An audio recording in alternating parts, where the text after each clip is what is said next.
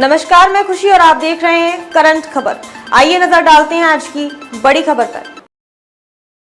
मुख्यमंत्री हेमंत सोरेन ने आज वर्तमान राज्य सरकार के 4 वर्ष पूर्ण होने के उपलक्ष्य में पत्रकारों के साथ संवाद किया। राज्य के सर्वांगीण विकास में गांव का विकास महत्वपूर्ण। मुख्यमंत्री झारखंड राज्य हर चुनौतियों से निपटने को तैयार। मुख्यमंत्री हेमंत सोरेन ने कहा कि वर्तमान राज्य सरकार का ठीक तरह से गठन भी नहीं हुआ था और देश दुनिया में वैश्विक महामारी कोरोना संक्रमण ने दस्तक दी। वैश्विक महामारी के चलते देश में लंबे समय तक लॉकडाउन लगा रहा। झारखंड देश के पिछड़े राज्यों में गिना जाता है। वैसी स्थिति में कोरोना जैसी आपदा राज्य के लिए अभिशाप जैसी थी। मुख्यमंत्री श्रीमान हेमंत सोरेन ने कहा कि हमारी सरकार ने वैश्विक महामारी कोरोना संक्रमण के समय भी अन्य राज्यों के अपेक्षा झारखंड में बेहतर कार्य किया तथा गरीब, मजदूर, किसान सहित सभी को सुरक्षा प्रदान करते हुए महामारी का डटकर सामना किया। वैश्विक महामारी के चपेट में आकर हमारे मंत्रिमंडल के 2 मंत्री भी शहीद हुए। मुख्यमंत्री ने कहा कि जैसे ही वैश्विक महामारी का बादल छटा,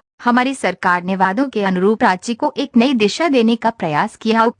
बातें मुख्यमंत्री श्रीमान हेमंत सोरेन ने आज कांके रोड, रांची स्थित मुख्यमंत्री आवासीय परिसर में आयोजित पत्रकार संवाद कार्यक्रम को संबोधित करते हुए कही। मुख्यमंत्री ने कहा कि वर्तमान सरकार पूरे झारखंडियों की सरकार है। शुरुआती दिनों से ही हमारी सरकार ने राज्य के हर वर्ग, हर समाज को लेकर आगे बढ़ाने का कार्य किया है। मुख्यमंत्री ने कहा कि आपकी योजना, आपकी सरकार, आपके द्वार राज्य सरकार की एक महत्वपूर्ण और प्रभावी अभियान रहा है। इस अभियान के तहत हम विकास की राह में खड़े अंतिम व्यक्ति तक पहुंचे हैं।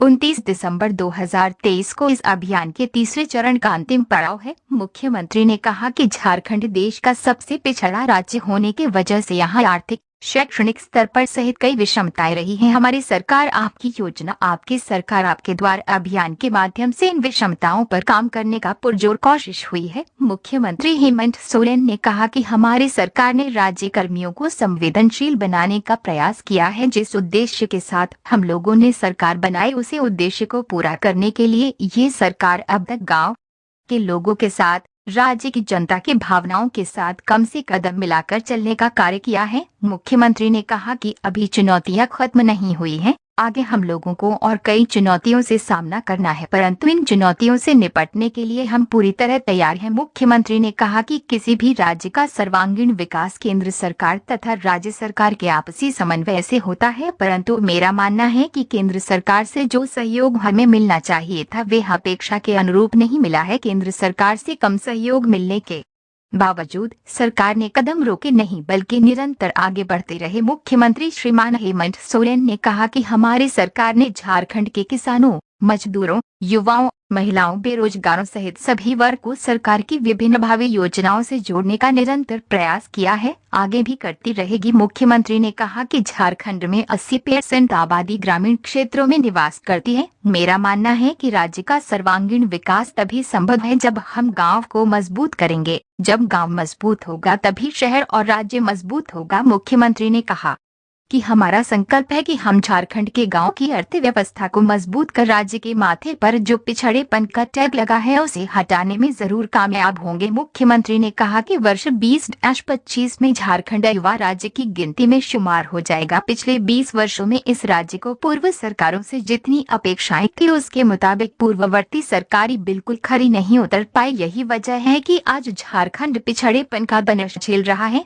मुख्यमंत्री ने कहा कि पिछले 20 वर्षों में झारखंड में ऐसे कोई काम नहीं हुआ जिसके भरोसे आज हम हर चुनौती से लड़ने का सामना रखते हों, लेकिन धीरे धीरे ही सही हमारी सरकार झारखंड की जड़ को मजबूत करने पर लगी है। आने वाले कुछ वर्षों में हम इस राज्य को अपने बल पर खड़ा करने का लक्ष्य लेकर आगे बढ़ रहे हैं। मुख्यमंत्री श्रीमान हेमंत सोरेन ने कहा कि हमने राज्य में महत्वपूर्ण राज्य सरकार के अंश के रूप में कार्य कर रहे कर्मचारियों, पुलिस कर्मियों, शिक्षकों, आंगनबाड़ी कर्मियों सहित कई वर्ग के अनुबंध कर्मियों की पुरानी मांगों को पूरा करने का काम किया है। मुख्यमंत्री ने कहा कि सिर्फ राज्य ही नहीं बल्कि पूरे देश में सरकार के कर्मियों ने पुरानी पेंशन बहाल करने की मांग को लेकर सड़कों पर आंदोलन किया है। झारखंड देश का पहला ऐसा राज्य है जहां पुरानी पेंशन योजना लागू हुई है। हमारी सरकार ने झारखंड में सर्वजन पेंशन योजना लागू करने का काम कर दिखाया है। सर्वजन पेंशन योजना लागू करने वाला झारखंड पूरे देश में पहला राज्य है। वर्तमान समय में हमारे राज्य में 60 वर्ष से ऊपर सभी बुजुर्ग, महिला, पुरुष,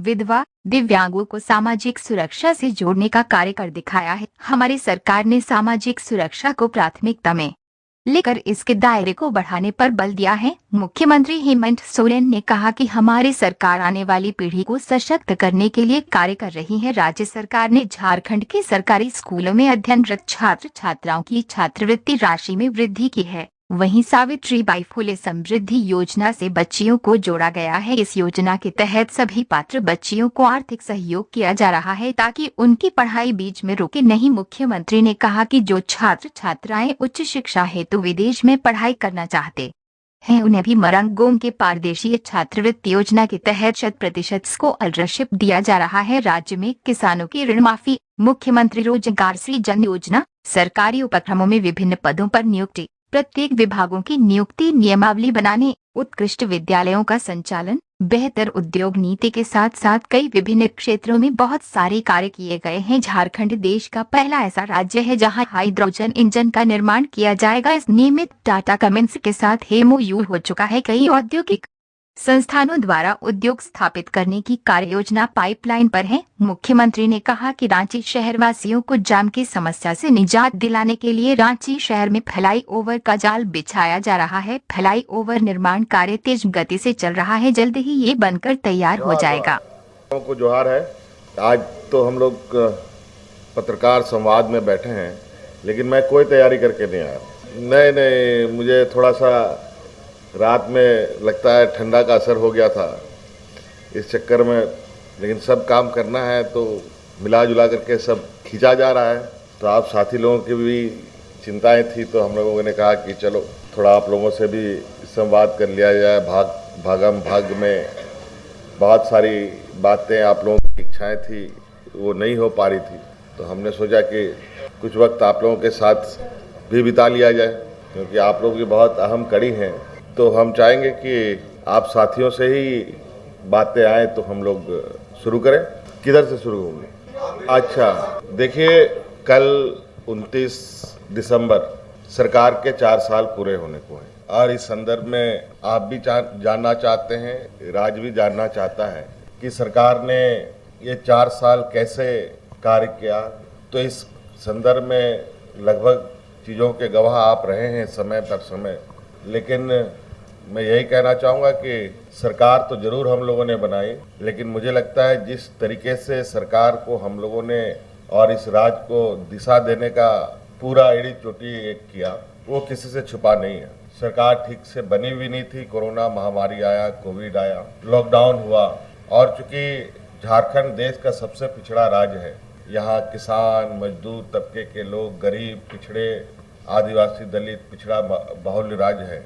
ऐसी आपदाएं इनके लिए एक अभिशाप के बराबर होता है। और आपने देखा कि इस वैश्विक महामारी में और राज्यों के अनुपात में हमारे राज्य में जो अफरा तफरी और जो एक भयावह स्थिति होने की शंका थी, उसको हम लोगों ने पूरे डट कर मुकाबला किया और काफ़ी शांतिपूर्वक हम लोगों ने उस वैश्विक महामारी का भी सामना किया।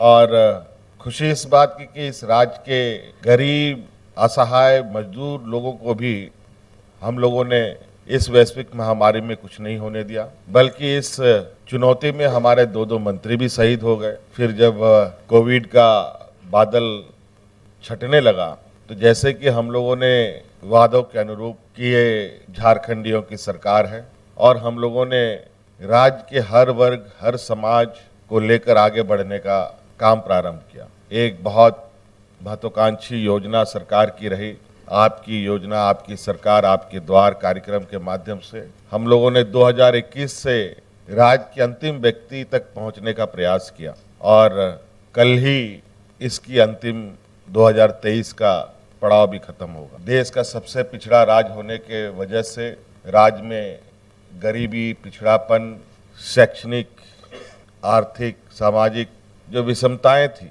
उसको हम लोगों ने कम करने का पुरजोर कोशिश किया। आम लोगों के साथ साथ राजकर्मियों को भी संवेदनशील हम लोगों ने बनाने का प्रयास किया।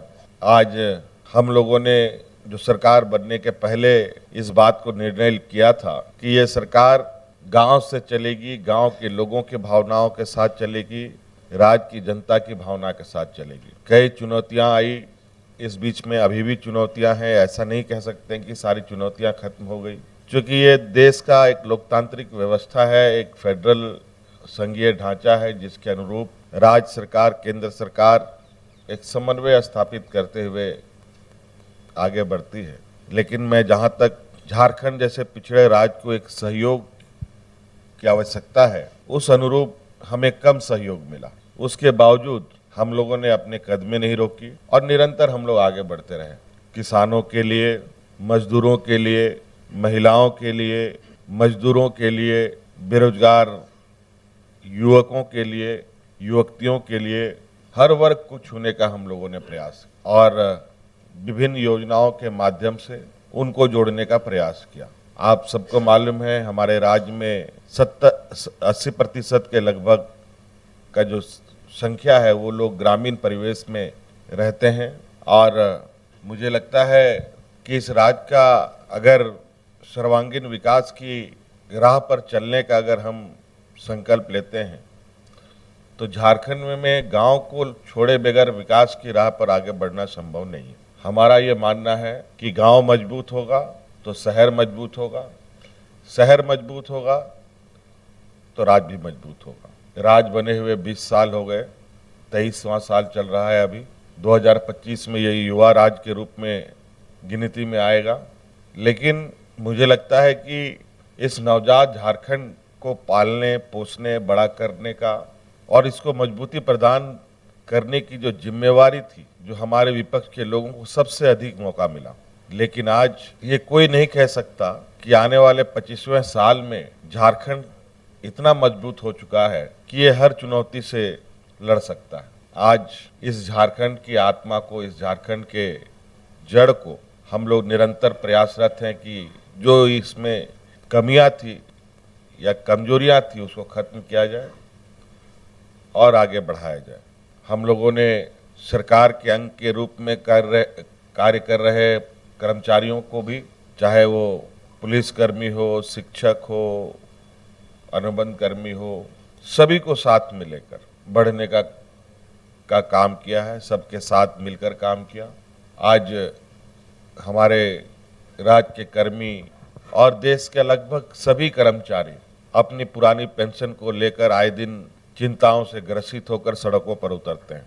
आपको मालूम होगा कि पुराना पेंशन स्कीम शायद देश में पहला ये राज्य था जिसने ये लागू किया। उसके बाद कई राज्यों ने भी लागू किया और कई राज्यों में इसकी मांग भी है। इसके साथ साथ चूंकि राज्य सबसे गरीबी का प्रकोप झेल रहा है, इसको लेकर राज्य के सभी बुजुर्गों को, सभी असहाय महिला, जो विधवा महिलाएं हैं, जो परित्याग महिलाएं हैं, जो विकलांग लोग हैं, सभी को हम लोगों ने सर्वजन पेंशन से जोड़ा। मुझे लगता है कि इस राज्य की जो पहली प्राथमिकता होनी चाहिए थी वो सामाजिक सुरक्षा पर होनी चाहिए थी, तो उसको भी हम लोगों ने बल दिया।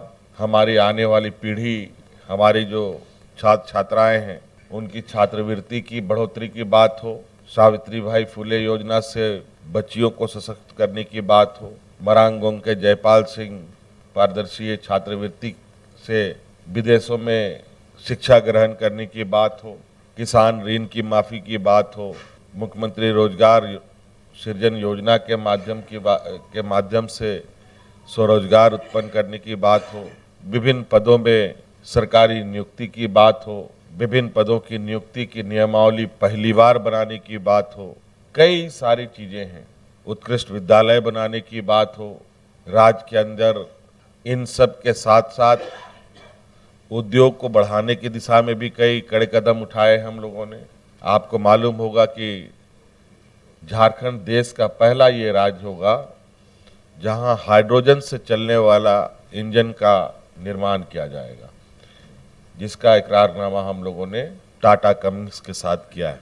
कई उद्योग का एक्सपेंशन भी हम लोगों ने करने का काम किया और कई सारी चीज़ें हैं जो पाइपलाइन में है, जो बहुत जल्द आपको दिखेगा।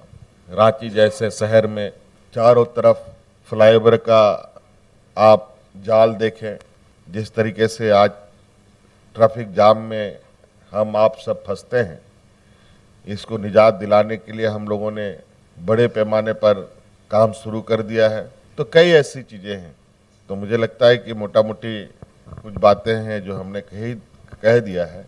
बाकी इन्हीं में से कुछ और भी सवाल आएंगे, उसमें जुड़ जाएंगे हमारी बातें। सर धन्यवाद।